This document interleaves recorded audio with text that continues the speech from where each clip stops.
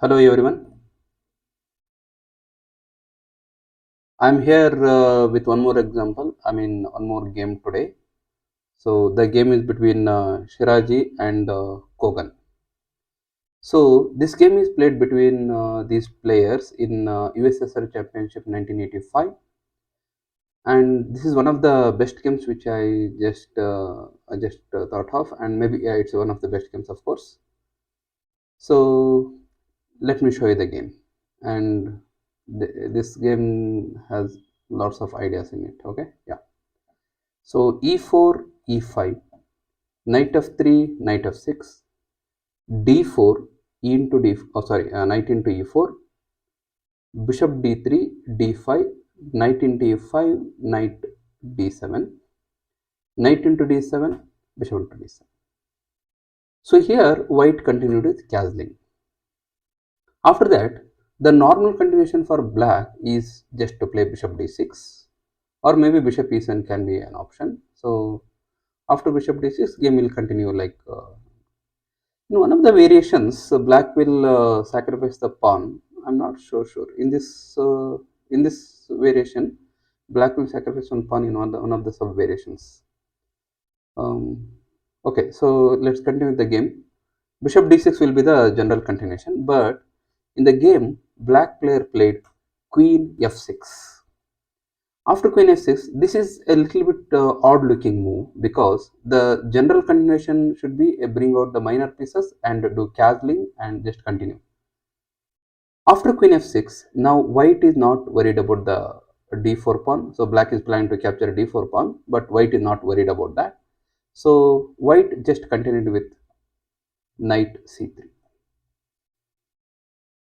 So if knight into c3, b into c3, white is having very strong center control. So white can generate very good attacking play, because at some point, let's say black plays bishop e7, and white can play rook b1, and so try to use this open b file. That possibility is there. Okay, so but that's not actually a game convention. In the game, black accepted the challenge and went for queen into d4. After queen into e4, white now started to create threats, because when you sacrifice any pawn or some pieces in a opening or something, you should continue with energetic play. Okay, so that's why white started to give threats.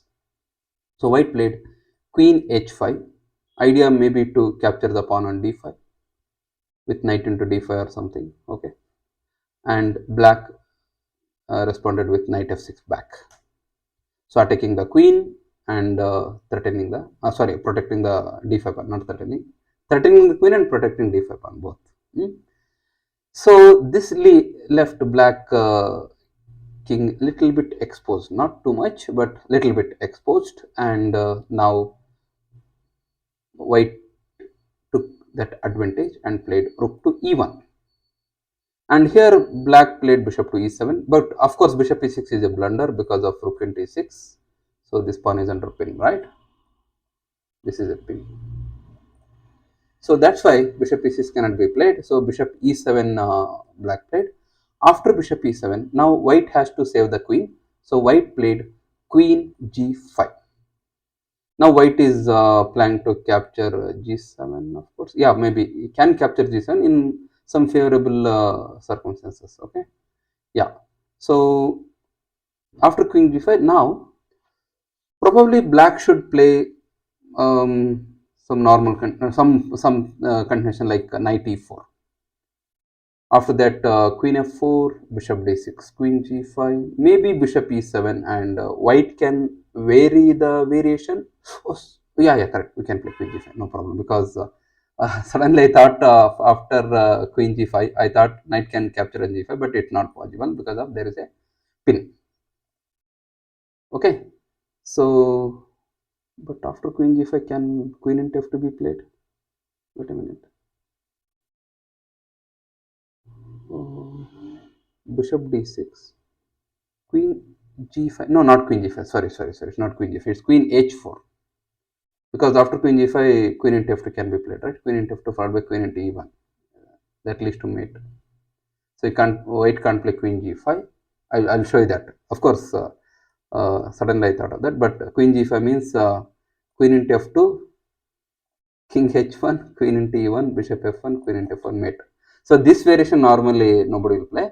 Probably I just shown you just for understanding purpose. Please don't mind about that. Don't think that this is showing what a silly variation like queen g5 is a blunder of queen f2. So okay, queen h4 is the best move here. Yeah. After queen h4, bishop e7, then you can continue with queen f4. Probably game can end in a draw, or maybe one of the players can try to win. Those are different stuff. But in the game, let me go back.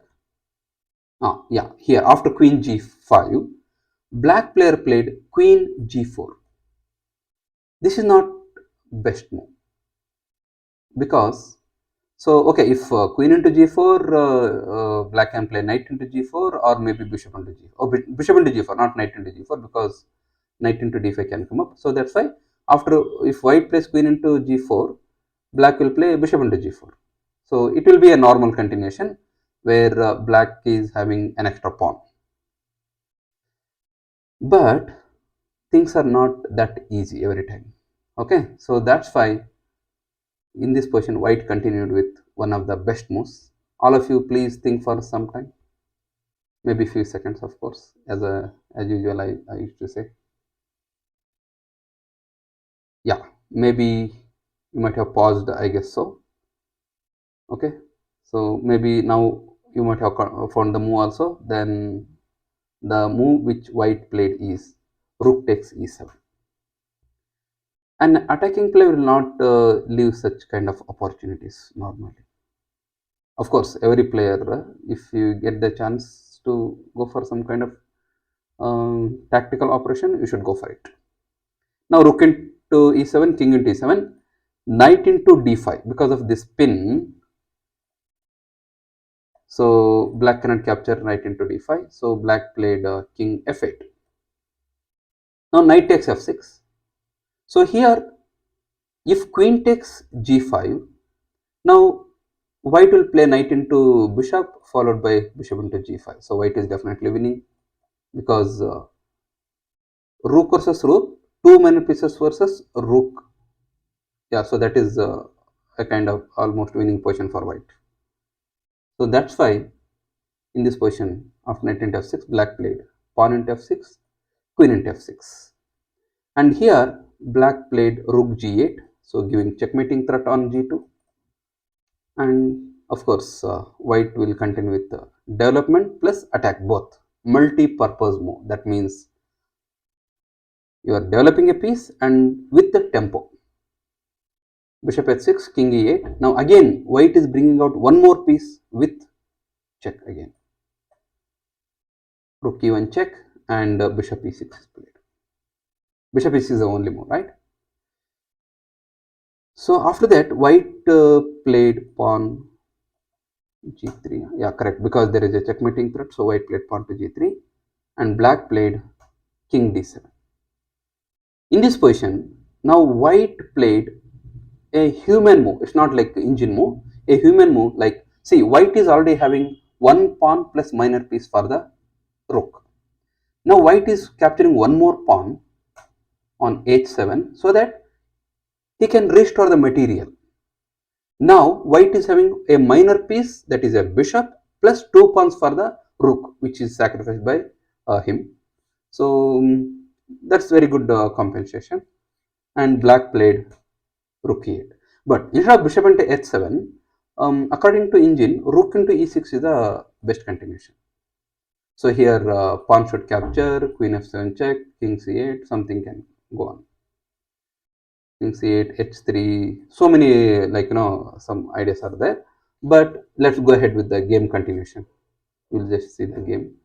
Bishop takes h7, rook e8, and here bishop f4. Now planning to threaten opponent some pawns like weaknesses, something. You can just get other piece, queen to c3 or something to attack c7 or something. White can play that. So and also the bishop f4 is like controlling the center. Now nothing is happening on the king side, so that's why.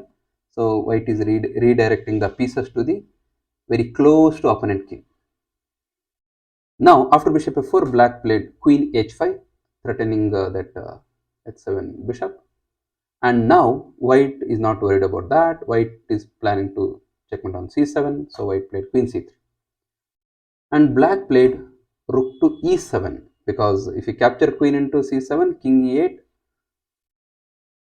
if queen into c7, king e8, then rook will also be attacking the queen will also be attacking the bishop. So that's why white should not capture on c7. Now white played bishop to e4, now threatening b7 square and also threatening queen into c7. So here c6, which protects both b7 as well as c7. So that's why c7 to c6 is. And here white want to play queen c5, followed by something like queen d6 or something. Maybe queen d6 or any other option, that doesn't matter. But now queen c5, if white wants to play queen c5, the black queen is there, right? So that's why bishop f3 to force the black queen to go away from 5th rank. And also in some variations, white can be planning to play rook d1 check if possible. Queen h3, and here white played queen c5. Maybe planning to give check on d6. Black played rook to c8, and here white played bishop to g5, threatening the rook on e7. Now if rook move away, maybe to e8, and here probably this came here, it leads to checkmate, right? Maybe rook d1 check, king c7, queen e5 or queen d6.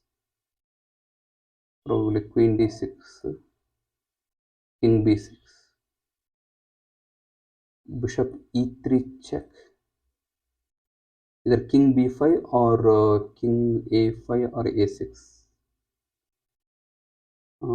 Maybe this king is completely exposed, so you will get checkmated here. In one or another way, you will get checkmate, because the queen and rook, there is no coordination between those pieces. So that's why black will get checkmated. So that's why black didn't move the rook to e7 after bishop g5. So black played pawn f6. After f6, now queen d4 check, king e8, queen into f6, now threatening checkmate on e7. So black has to defend that, right? So black played rook c7, and here white came up with one more tactical move. Everyone please pause the video and think for some time.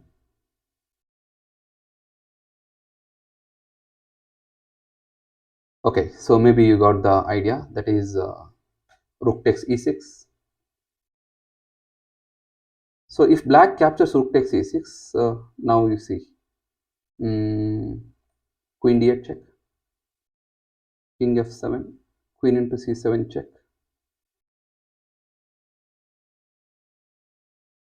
king can go somewhere, right? Maybe king g6 or something. Will this be okay? Because rook e1 is threatened, right? Okay, let me go back. So here, if rook into e6, oh sorry, if rook into e6,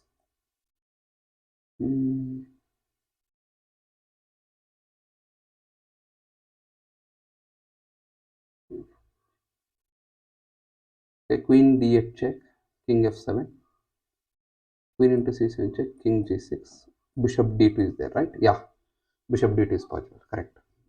Where white can maintain the two bishops versus rook with so many extra pawns, and queen versus queen. So that's it. Yeah, so that is there. So that's why black took with queen into e6, bishop h5, king d7, and here comes bishop g4. So queen into g4 means so now he resigned, actually black player resigned. In case of queen into g4, now queen into e7, king c8, queen d8 checkmate. So this is one of the best games like which I have came across. So that's why I just wanted to share with you guys. Thank you so much. See you in next video.